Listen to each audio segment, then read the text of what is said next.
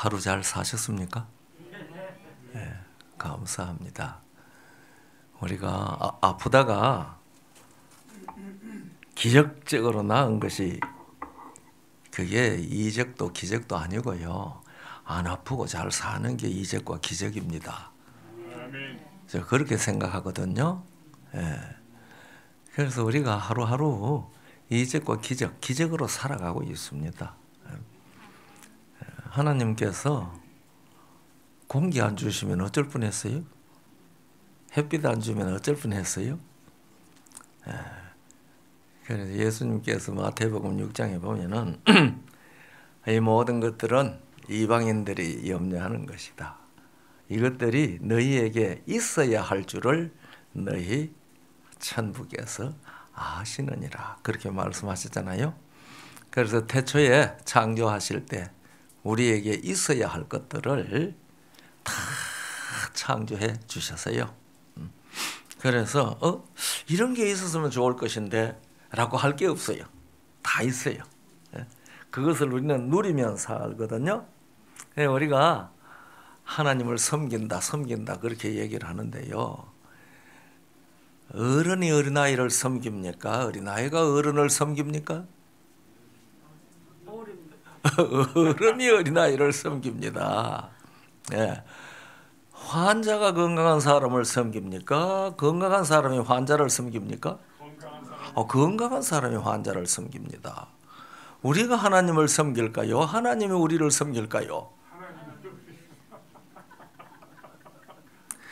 사도행전 17장 24절을 보면은 우주와 그 가운데 만유를 지으신 신께서는 무엇이 부족한 것처럼 사람의 손으로 섬김을 받으시는 것이 아니라 생명과 호흡과 만물을 친히 주시는 분이시라 그랬거든요.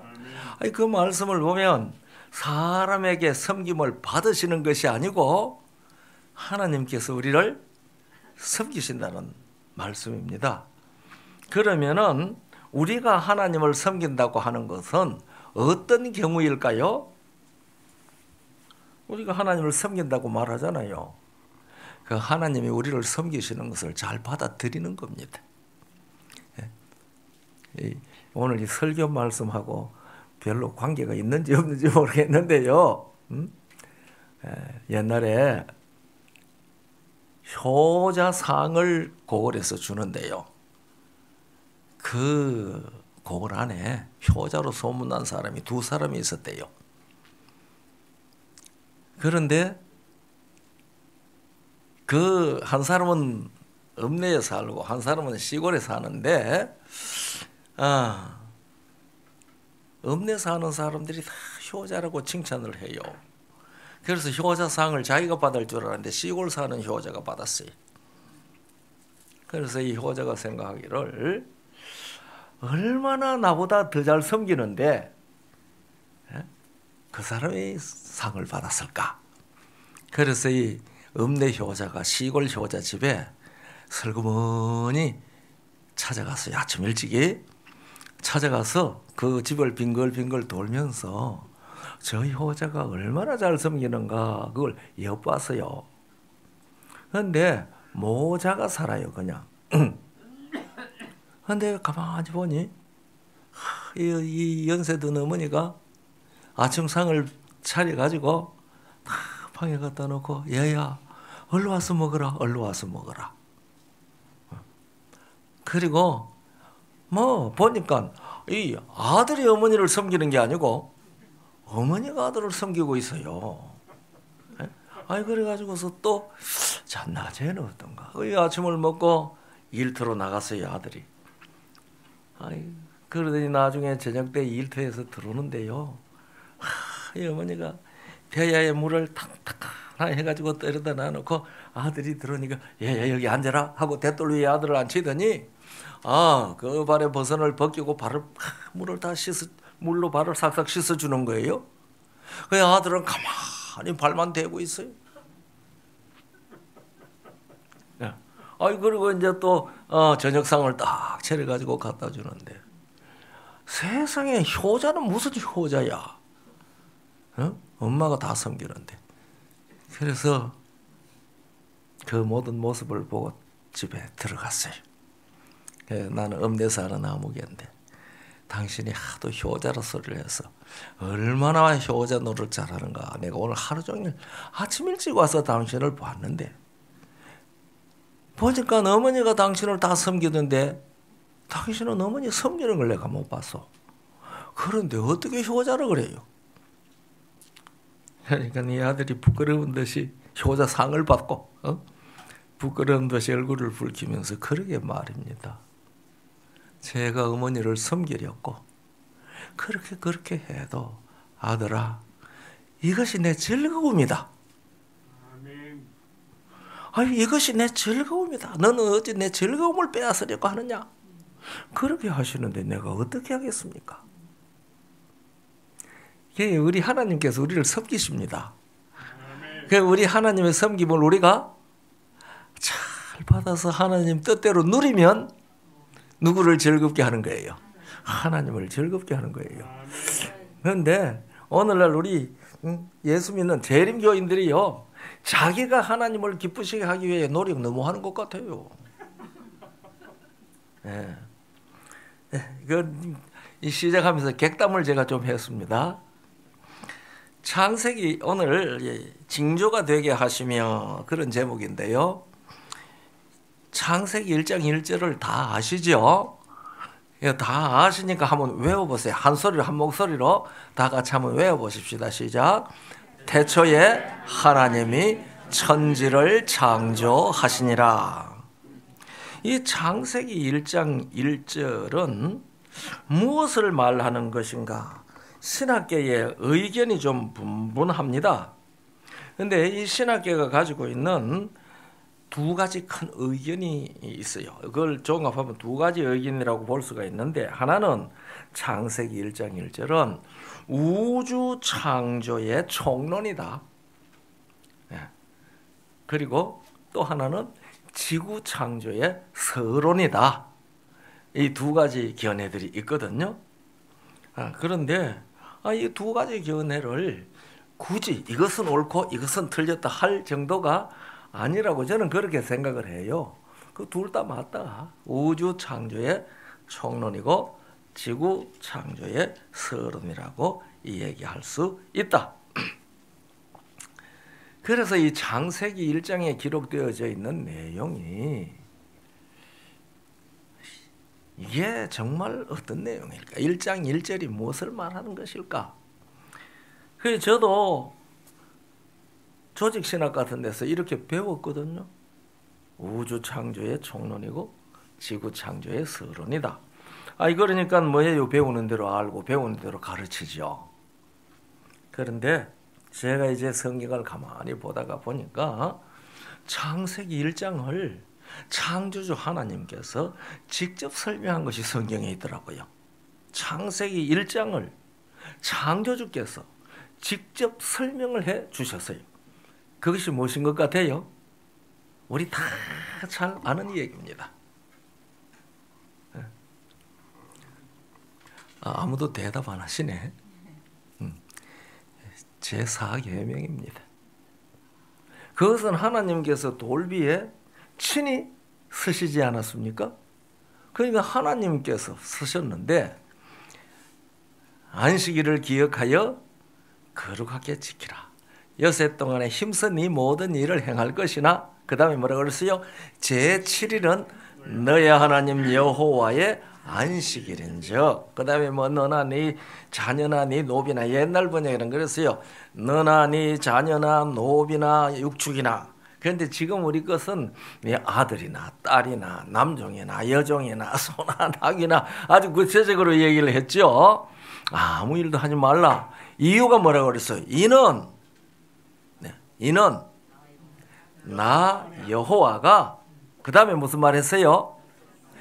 엿새 동안에, 그 다음에 엿새 동안에 하늘과 땅과 바다와 그 가운데 모든 것을 만드시고, 그러니까 하늘과 땅과 바다와 그 가운데 모든 것을 며칠 동안에 만드셨다고요?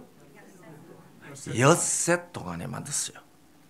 그러면은 여러분들이 창세기 1장을 읽으시면서 하나님께서 하늘을 언제 창조했다라는 기록이 있어요? 둘째 날에 궁창을 하늘이라고 불렀다는 말은 나오죠. 땅을 언제 창조했다 하는 말이 창세기 1장에 있습니까? 없는 것 같죠? 1절에 있잖아요. 태초에 하나님이 천지를 창조하시니라.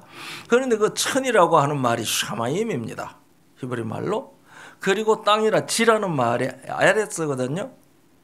그런데 이 십계명의 제4계명에서 이는 엿새 동안에 나 여호와가 샤마임과 아레스와 그래 엿새 동안에 샤마임과 아레스를 만드신 거예요. 그리고 바다를 만드셨다고 그랬어요. 그리고 그 가운데 만물을 만들었어요. 그러니까 하늘과 땅, 샤마임과 아레스와 바다를 며칠 언제 만드셨어요? 어느 안에 만드셨어요? 엿새 안에 만드신 겁니다. 엿새 안에. 그러니까 엿새 동안에 하늘과 땅과 바다와 근데 창세기 1장을 읽어보면은 하늘과 땅을 만들었다는 얘기는 1절밖에 없어요. 태초에 하나님이 천지를 그거 번역하는 사람은 천지라고 번역을 했고 10계명 4계명을 번역하는 사람은 하늘과 땅이라고 번역을 했는데 원문은 똑같죠. 그러니까 하나님께서 하늘과 땅 1장 1절 창세기 1장 1절도 며칠 안에 만드신 거예요? 엿새 안에 만드셨다는 사실을 누가 친히 말씀하신 거예요? 하나님께서 친히 말씀하신 것입니다. 그러니까 이 제4계명의 해석으로 볼 때에 창세기 1장 1절은 지구 창조에 관한 이야기나 크게 나아가서 태양계 창조에 관한 말씀이라고 이해하는 것이 제4계명과 관련해서 바른 이해라고 저는 그렇게 믿습니다. 왜냐하면 성경은 무엇으로 해석해야 돼요? 성경은 성경으로 해석해야 돼요.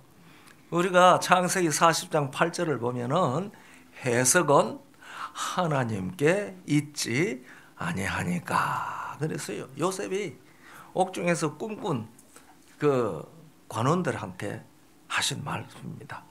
해석은 하나님께 있지 아니하니까. 그러니까 우리는 성경의 해석을 누구에게 의지하면 안 돼요? 사람에게 의지하면 안 돼요. 신학자에게 의지해도 안 되고 주석책에 의지해도 안 되고 성경의 해석은 누가 하는 거예요? 하나님께서 하십니다. 왜요? 하나님의 생각은 우리 생각하고 같다고 그랬습니까? 우리가 이사야 55장 8절 9절을 읽어보면은 여호와께서 말씀하시기를 내 생각은 너희 생각과 다르고 내 길은 너희 길과 다른데 얼마나 달라요? 하늘이 땅에서 높음과 같이 내 생각은 너희 생각보다 높고 내 길은 너희 길보다 높다 그랬어요. 그렇기 때문에 이 우리의 생각보다 하늘만큼 높고 우리의 길보다 하늘만큼 높으신 그 하나님의 생각과 그 하나님의 길을 인간의 학문이나 연구나 생활을 가지고 알 수가 있겠습니까? 그걸 알려고 하면은 곁길 가기가 쉽습니다. 그래서 사도 바울은 고린도전서 2장 9절 가운데 하나님이 그 사랑하시는 자들을 위하여 예비한 것은 귀로 듣지도 못하고 눈으로 듣지도 못하고 보지도 못하고 마음으로 생각지도 못하였다 함과 같으니라. 그 하나님께서 우리를 위하여 행하신 것은 사람이 귀로 듣지도 못했고 눈으로 보지도 못했고 마음으로 생각하지도 못한 것입니다. 그것을 사람이 어떻게 사람의 지혜로 지식으로 해석할 수가 있겠습니까? 그래서 10절부터 성령께서 이것을 우리들에게 알도록 하기 위하여 우리에게 오셨다고 기록하고 있습니다. 그래서 신령한 것은 13절에는 신령한 것은 신령한 것으로 밝힌다고 그랬어요. 그래서 육에 속한 사람은 이것들이 미련하게 보이고, 미련하게 보이고 14절에 그렇게 말했거든요. 그러니까 오늘 우리가 이 세상에 살면서 하나님의 말씀을 이해하는 데 있어서는 좀 사람들에게 미련하게 보이는 거 괜찮아요? 네? 이 얘기를 하니까 제가 안동에서 목회를 할 때에 어떤 안식일 오후에 공원에 청년들을 데리고 같이 나갔거든요. 그 공원에 갔더니 한 2달 전에 만났던 한 사람이 그 와가 있어요. 이 사람이 이렇게 이 울타리에 기대 가지고 그 밑에 유유히 흘러가는 낙동강을 바라보면서 명상에 잠겨 있는 것 같아요. 그래서 내가 가서 이 선생님 오랜만입니다 하고 어깨를 툭툭 쩍쩍 돌아보더니 목사님 오셨어요? 예, 아주 강물 내려다 보고 있는 모습이 참 고독해 보이는데요. 내가 좀 명상하고 있었다고. 그런데 목사님, 예, 뭐 긴 이야기 하면 시간 가니까 짧은 얘기 하나만 할게요. 목사님, 제가 생각하기에는요, 예수님이 나보다 지혜가 없는 것 같아요. 지금 누구한테요? 목사한테. 예수님이 자기보다가 지혜가 없는 것 같아요. 제 그때 목사 아니에요. 인턴 때예요. 인턴 때. 응? 그러니까 이제 목회를 하니까 자꾸 목사라고 불렀으니까 뭐. 왜 그러십니까? 그러니까 예수님이 제자 12사람이잖아요. 예. 그런데 얼마나 지혜 없이 가르쳐 놨으면은 그 예수를 팔아먹는 제자를 만들었습니까? 응? 그리고 그 위기 때에 수제자라는 사람이 그렇게 배반하고 부인하고 저주하며 부인하기까지 만들어 놨습니까? 나는 12사람만 제자를 데리고 가르치면 그런 제자는 절대로 안 만듭니다. 그러니까 예수님이 나보다 지혜 없는 거 맞죠? 여러분 어떻게 생각하세요? 그럼 제가 어떻게 반응하면 좋을까요? 그래서 그 얘기를 들으면 웃으면서 이 선생님 말씀 들으니까 맞네요. 그래 들어보니까 예수님이 나보다도 지혜 없는 것 같습니다. 제가 그랬거든요. 그러면 그 사람하고 내가 싸울까요? 안 싸울까요? 악유해야 할 이유가 없잖아요.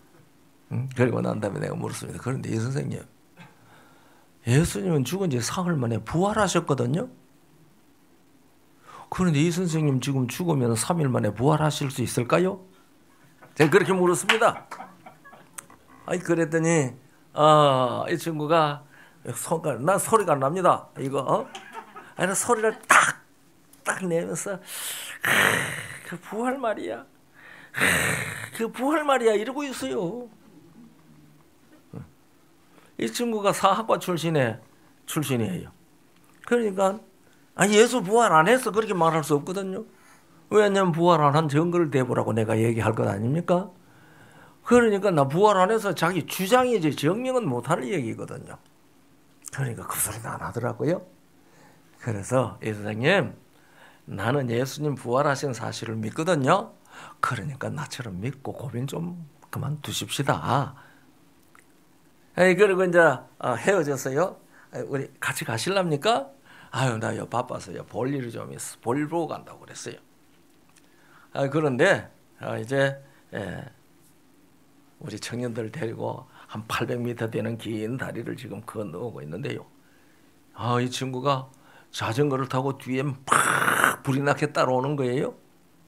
그 우리 청년이 돌아보더니 막 그 청년에 대해서 이 청년들이 말입니다. 그 사람에 대해서 좌죽을 하고 얘기했는데 온다 그래요. 그 돌아보니 막 자전거를 타고 부지런하게 와요. 내 옆에 와서 내렸어요. 그래서 볼일 다 보셨습니까? 아니에요. 옆에 다른 볼 일이 급한 게 있어서 가는 길입니다. 그러세요. 그럼 가면 되잖아요. 내 옆에 와서 자전거를 끌고 내가 걷는 걸음을 따라서 천천히 오면서 목사님, 예수님이 정말 부활했을까요? 그럼 부활했죠. 부활 안 했을 것입니다.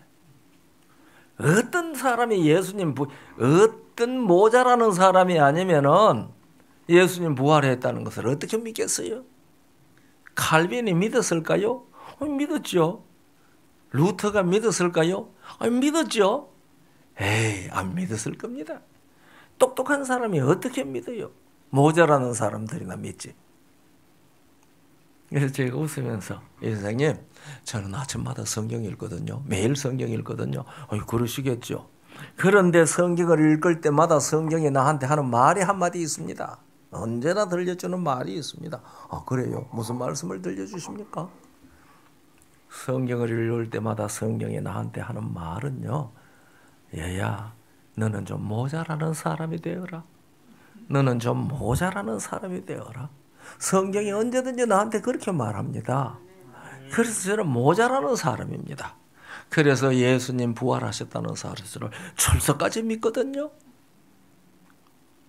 이 인간의 지혜와 인간의 똑똑하다는 것을 가지고 이 성경 해석을 하려고 하는 것은 무리입니다. 안 되는 일을 하려고 하는 거거든요.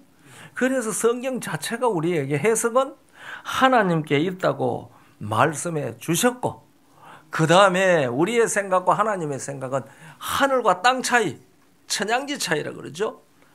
차이라고 얘기하셨고, 그래서 그것을 우리에게 극복하도록 하기 위하여 성령께서 오셨다는 말씀을 우리에게 해 주셨단 말이에요.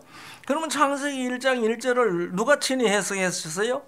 제4계명 가운데 하나님께서 친히 해석해 주신 것입니다. 그래서 이 제4계명에 의해서 우리가 창세기 1장을 생각하면 첫째 날에, 우리는 보통 첫째 날에 뭐 창조했나 하면 빛을 창조했다고 그러잖아요. 그러나 이 말씀, 제4계명의 말씀에 의해서 보면 하나님께서는요, 첫째 날에 하늘, 땅, 물, 하나님의 신은 수면에 운행하시니라. 물, 그렇죠? 그 다음에 뭐죠? 흑암이 깊음 위에 있었다 그랬잖아요. 흑암, 그리고 빛. 적어도 첫째 날에 몇 가지 창조하셨어요? 5가지를 창조하셨더라고요. 그런데 하나님께서는 그렇게 창조하신 것만이 아니고 창조하시면서 다 뭐도 하셨어요? 명명, 이름도 붙이셨어요. 하늘, 땅, 흑암, 아침, 저녁, 빛. 오늘날 하나님께서 창조하시면서 이렇게 하신 모든 명명한 것을 온 세계가 다 그냥 쓰고 있잖아요. 그것을 다 쓰면서도 사람은 누가 없다고 그래요? 하나님 창조하신 거 안 믿어요. 아무리 그래도 사람들은 무슨 범위 밖으로 나갈 수가 없어요. 하나님께서 창조하신 범위 밖으로 나갈 수가 없습니다. 오늘날 이 땅에 사는 사람들은 다 일주일을 7일로 삽니까? 일주일을 7일로 살죠. 우리가 일주일을 7일로 사는 이유는 우리가 알죠. 성경의 말씀을 통하여 하나님이 엿새 동안에 창조하시고 제7일에 안식하셨다는 사실, 그 안식일을 우리에게 주셨다는 사실을 우리는 성경을 믿음으로 아니까. 그러나 이 세상에 성경을 믿지 아니하는 사람은 하나님이 제정해 놓으신 범위 안에 살면서도 왜 그렇게 사는지 몰라요. 그러니까 이 세상의 사람들은 자기가 뭐 하다고 하나? 지혜롭다고 하나? 우준하게 되었습니다. 오늘날 우리는 예수 그리스도 안에서 이 세상의 지혜에 있어서 미련한 사람이 되고 말씀 앞에 굴복할 때에 하나님이 해석해 주시는 그 말씀을 우리들은 깨달을 수가 있다고 저는 그렇게 믿습니다. 저는 그렇게 믿는데요. 그래서 이 징조, 오늘 징조가 되게 하심이 그랬잖아요. 이 넷째 날, 창세기 1장 14절, 창조주일의 넷째 날 14절로부터 18절까지 하나님이 가라사대 하늘의 궁창에 광명이 있어 주야를 나누게 하라. 또 그 광명으로 하여 징조와 사시와 일자와 연한이 이루라.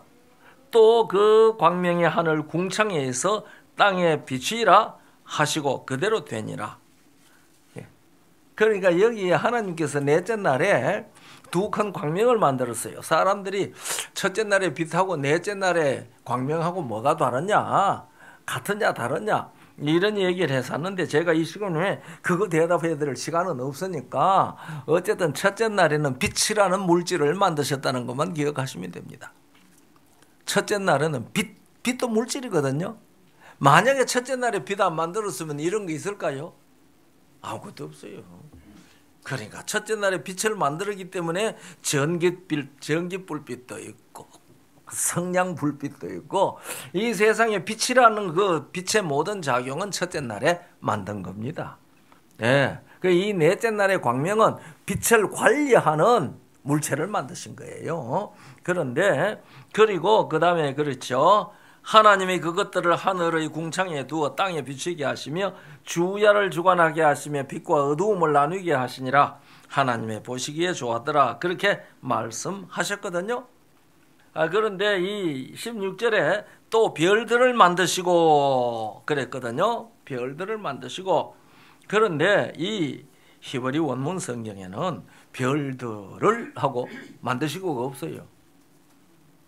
그냥 16절에 하나님이 그것들을 아니죠. 하나님이 두 큰 광명을 만드사 큰 광명으로 낮을 주관하게 하시고 작은 광명으로 밤을 주관하게 하시며 또 별들 하고 끝났어요. 그러면 그 뒤에 이 번역하는 사람들이 그러면 문장이 다 안 되잖아요. 그러니까 번역하는 사람들이 문장을 완성시키려고 하니까 1장에 무엇에 대해서 얘기하는 거죠? 창조에 대해서 얘기하는 것이지 않습니까?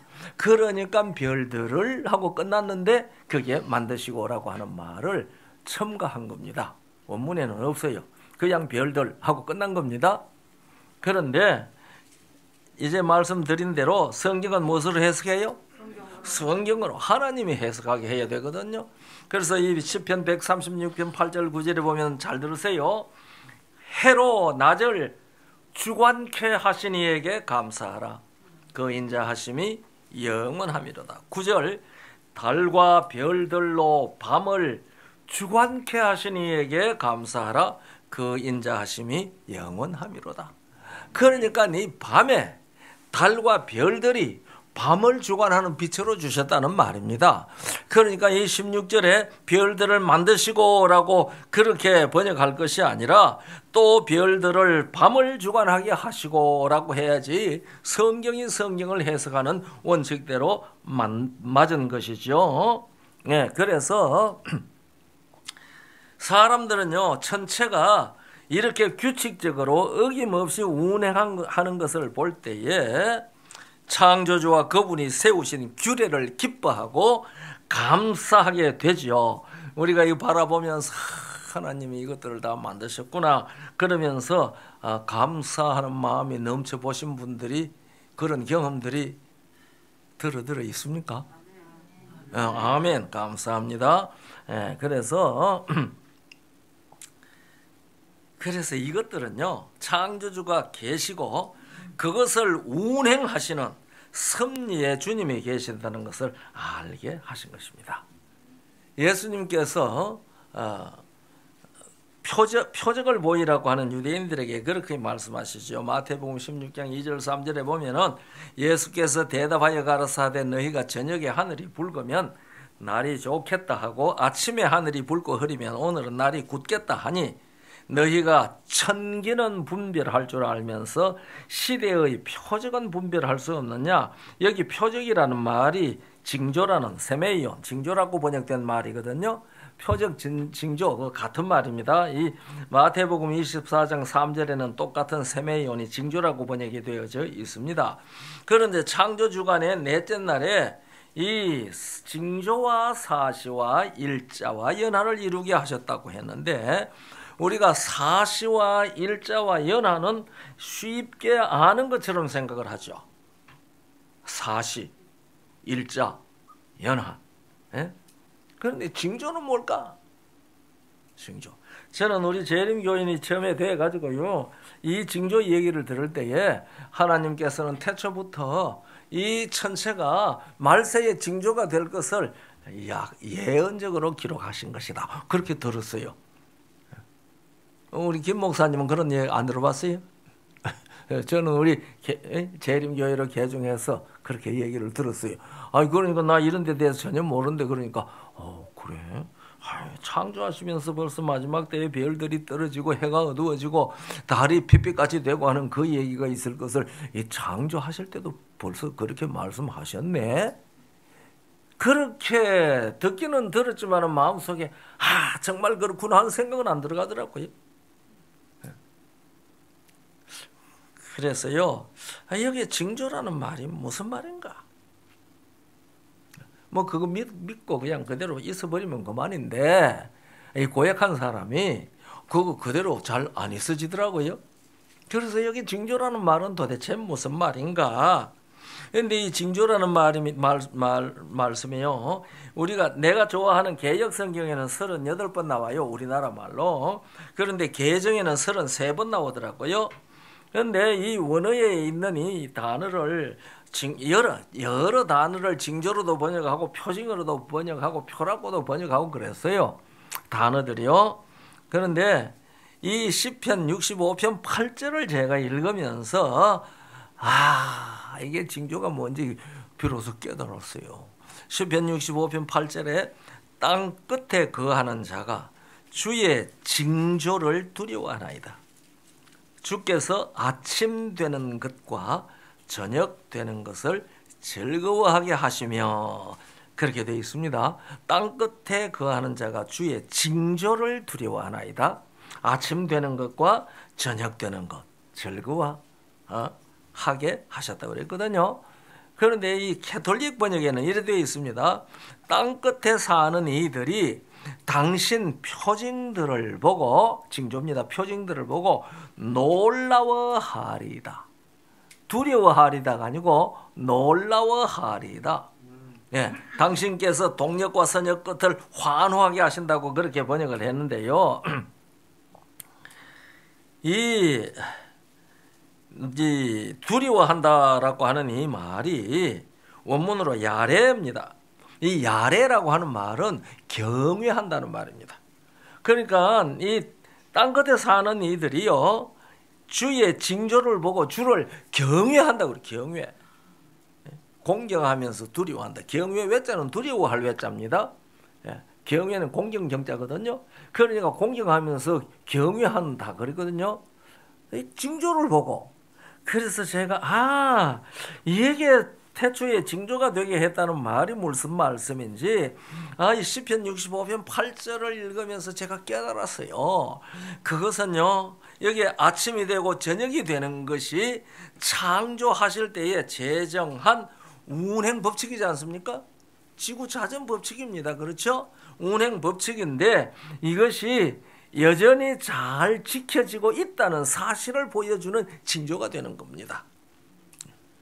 우리는 아침이 되고 저녁이 되는데 그저 당연히 그렇거니 생각을 하는데 그것이 창조주 하나님께서 이 지구를 당신의 능력으로 잘 운행하고 계신다는 것을 나타내는 뭐가 돼요? 징조가 된다는 말입니다. 징조. 이게 징조입니다. 그래서 징조와 사시와 일자와 연한을 이루라 그렇게 하신 거예요. 그러니까 일자와 연한과 사시가 다 뭐가 되는 거죠? 창조주께서 당신의 피조물을 친히 관리하신다는 것을 나타내는 무엇이 된다고요? 표가 된다, 징조가 된다는 말입니다. 우리는 그걸 보면서도 창조주께서 이것을 친히 관리하신다라고 하는 생각을 별로 안 하죠. 그죠? 당연히 그렇거니. 우리가 말입니다. 이 지구가 지금 돌아간다 그런 생각이나 합니까? 그죠? 우리는 저녁이 되면 자고 아침이 되면 깨지요. 그런데 이 성경의 기록자들은 그것이 하나님께서 친히 당신의 피조물을 뭐 하신다는? 관리하신다는 표가 된다라고 믿었던 것입니다. 그래서 그것을 우리가 알면은 하나님이 관리하시는 그 일을 인해서 우리가 뭐하게 하신다? 즐거워하게 하신다. 즐거워해요. 그래서요, 천체 운행은 일정하지 않습니까? 그래서 이 호세아 6장 3절에는 그러므로 우리가 여호와를 알자. 힘써 여호와를 알자. 그의 나오심은 새벽빛같이 일정하니 그랬거든요. 그러니까 이 모든 것들이 운행되고 새벽빛이 돋고 저녁이 되고 이런 모든 것들을 볼 때에 창조하신 분이 이 모든 것을 친히 일정하게 지키신다고 하는 사실을 우리들은 알 수 있도록 그렇게 해 놓으신 것입니다. 예, 작년에요. 작년만 아니겠죠. 이 작년에 이 나사에서, 미국의 나사 알죠? 나사에서 다트 프로젝트라는 것을 실행을 했습니다. 이 다트 프로젝트라는 것은 뭔가니, 이 지구 주위에 소행성이 많이 떠돌아다니잖아요. 이 소행성이 말이죠, 때때로 이 지구의 인력에 이끌려서 땅으로 떨어지면서 별똥별이 돼요. 그렇죠? 그것이 공기 중에 오면서 빛을 팍 내다가 덜 타고 땅에 쾅 떨어진단 말입니다. 그래서 뭐가 땅에 떨어져요? 운석. 운석 하나 주우면 돈 버린다고 그러더라고요, 요새. 운석인데요. 그런데 사람들이 걱정합니다. 이것이 큰 놈이 지구로 떨어지다가 불에 다 안 타고 큰 놈이 지구를 향하여 치면은 지구가 곧 멸망할 것이 아니겠나. 그러니까 운석이 땅에 떨어지는 것을 미연에 방지할 수 있는 방법을 강구해야 된다. 사람들이 겁을 엄청 내는가 봐요. 그래서 그 방법을 연구하는 것이 다트 프로젝트였는데요. 이것이 작년 11월에 이 다트 프로젝트를 다트 위성을 발사시켰어요. 작년 11월에. 그런데 10개월 만에 금년 9월 27일 날 이 로켓터가 이 자기네들이 목표한 곳에 가서 쾅 들어박았습니다. 이게 시속 2만 킬로로 달려갔어요. 그래가지고 80만 킬로로 달아가서 2만 킬로의 속도로 들어박은 거예요. 그 들어박힌 그 소행성 이름이 디모르포스라는 소행성입니다. 디모르포스라는 소행성인데 이 소행성은 또 재미있어요. 그거보다 좀 더 큰 소행성인 디디모스라고 하는 그 주위를 돌고 있는 겁니다. 이것은 지구에서 1100만 킬로미터 떨어져 있는 것이라 그랬습니다. 그래가지고 이것이 디디모스를 들어박았습니다. 9월 27일에 금년. 그러니까 나사에서 그걸 지켜보고 있던 사람들이 환호성을 지르고 난리 났습니다. 그런데 그 디모르포스 소행성이 지름이 겨우 160km. 그러니까 보세요. 1100만 킬로미터 떨어져 있는데 지름이 겨우 160m밖에 안 되는 소행성이니까 얼마나 작아요. 그걸 갖다가 여기서 쏘아 올려가지고 그놈을 들어박아가지고 정확하게 박았단 말입니다. 그렇게 딱 박아갔는데 그렇게 함으로 말미암아 이 디모르포스의 공전 주기가 10분 단축되고요. 속도는 1% 줄어들었답니다. 그래서 거기에서 이 소행성이 지구를 향하여 떨어질 때에 얼른이 다트 프로젝트로 실험한 대로 들어박으면은 지구에 떨어지거나 속도도 줄고 이 회전 속도 속도도 줄고 또 내가 뭐라고 그랬습니까? 그렇게 줄어서 지구의 충격을 크게 주지 않게 할 수 있을 것이다. 그걸 실험을 했습니다. 걱정도 많죠. 왜? 누가 관리하는 것을? 창조주께서 친히 관리하는 것을 못 믿으니까. 몰라요. 우리가 아는 것은 무엇으로 안다고 그랬습니까? 믿음으로 모든 세계가 하나님의 말씀으로 지어진 줄을 알지 않습니까? 그래서 히브리 1장 3절은 그렇게 말합니다. 예수님에 대해서 그분은 하나님의 영광의 광채시요 그 본체의 형상이시라. 그의 능력의 말씀으로 만물을 붙드신다고 그랬어요. 오늘날 이 지구가 전체 우주의 전체가 이와 같이 유지되고 있는 것은 창조주께서 그것을 뭐 하시니까? 능력의 말씀으로 그것들을 붙들고 계시기 때문에 이 소행성이 지구를 향하여 떨어져도 지구가 부서질까요? 천만의 말씀이. 그래서요, 안 떨어진다고 저는 믿습니다. 그래서 우리가 성경의 말씀, 창조주의 말씀을 믿는다면 이 지구가 그런 것으로 인해서 망한다는 사실을 우리들은 믿지 않고 염려해야 할 이유도 없습니다. 제가 군대에 있을 때요, 큐바 사건이 생겼어요. 큐바 사건. 여러분 큐바 사건 혹 아세요? 그때 후르츠프가 소련 수상으로 있을 때에 이 큐바에다가 이 소련의 기지를 만들기 위하여 큰 배들을 보냈잖아요.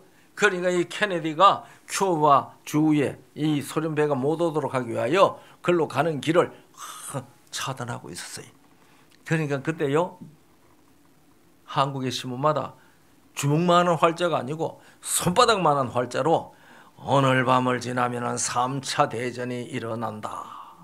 일어난지 안 할지 안다. 그렇게 조선일보에다가 한국일보에다가 났어요. 그래서 군대에 있을 때거든요. 그런데 미군들은요, 자기 가족들 다 한국을 떠나도록 조처 다 해놨어요.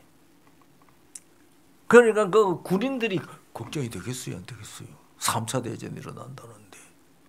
그래서 제가 이 사람들아, 성경 예언에 의하면은 그런 대전 안 날 거니까 오늘 밤에 걱정하지 말고 평안히 잘 자라고. 제가 그랬어요.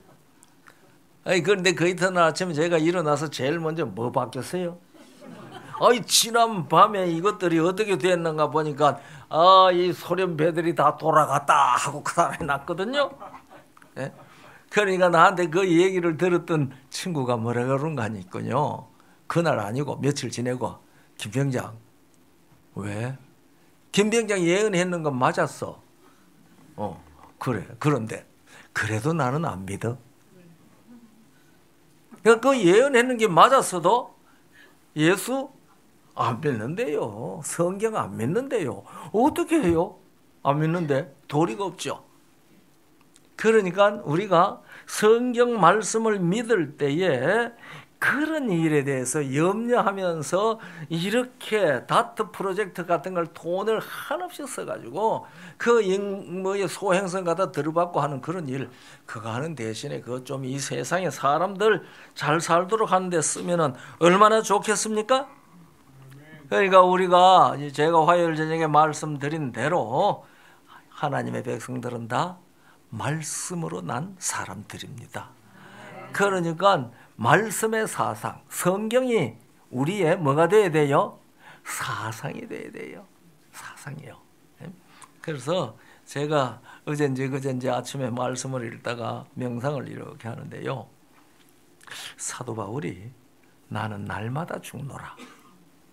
내가 다는컨대 나는 날마다 죽노라. 날마다 죽는 것이 실제적으로 나에게 무엇일까? 우리가 말로 우리는 하나님 앞에서 날마다 자기를 복종시키고 날마다 자기가 죽어야 된다고 그러잖아요. 그러니 날마다 죽는다는 것이 실제적으로 내게 무엇이며 내가 어떻게 하는 것이 내가 날마다 죽는 것일까? 구체적으로. 그 생각에 이제 명상을 했는데요. 성령께서 답을 주신 것 같아요. 제가 깨달은 것이 여러분들한테 동의가 안 될 수도 있어요. 그때 고린도후서 10장 5절 말씀을 주셔서요, 너희는 모든 생각을 사로잡아 그리스도께 복종시키고. 그러니까 날마다 내가 죽는 것은 내 모든 생각이 누구의 생각에 복종하는 거예요. 그래서 내가 거듭났는지 안 났는지 그걸 우리가 시험하는 시금석이 성경에 있다고 말씀드렸죠. 제가 얘기 안 했습니까? 예, 그것은 말씀드린 것 같아요. 로마 8장 5절 6절에 보니 육신에 있는 자는 육신의 일을 생각하고 영에 있는 자, 영은 영에 있는 사람은 영의 일을 생각한다고 그랬거든요.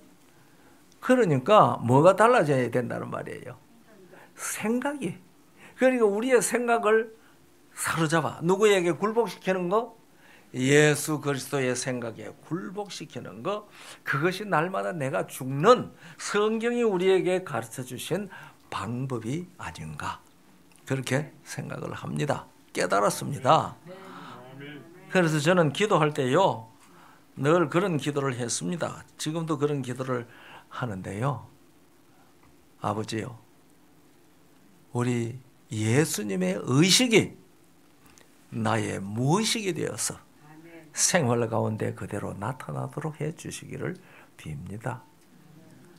예수님의 의식이 내게는 무의식이 되어서 내가 하다 보니 예수님이 의식을 따라서 생활이 나타나도록 해주세요. 그것이 모든 생각을 사로잡아 예수님에게 뭐 할 때 굴복시키는 것이라고 저는 그렇게 깨닫거든요. 그러니까 우리는 무슨 사람이라고 그랬죠? 첫날 말씀으로 난 말씀의 사람들입니다. 그러니 우리의 삶의 방식이 뭐대로 될 수밖에 없어야 돼요. 옛날에 유치환이라고 하는 시인이 있었습니다. 아는 분들 많죠? 그 유치환이라는 시인이 수필을 썼는데요. 제가 그 수필을 읽었는데 다 잊어버렸지만은 한 구절을 안 잊어버리고 있어요. 그 무슨 말인가 하면은, 사슴이 어찌 초식 동물이 되기 위하여 애써 풀을 씹겠습니까? 사슴이 초식 동물이 되기 위하여 애써 풀을 씹겠습니까? 이 문장이에요.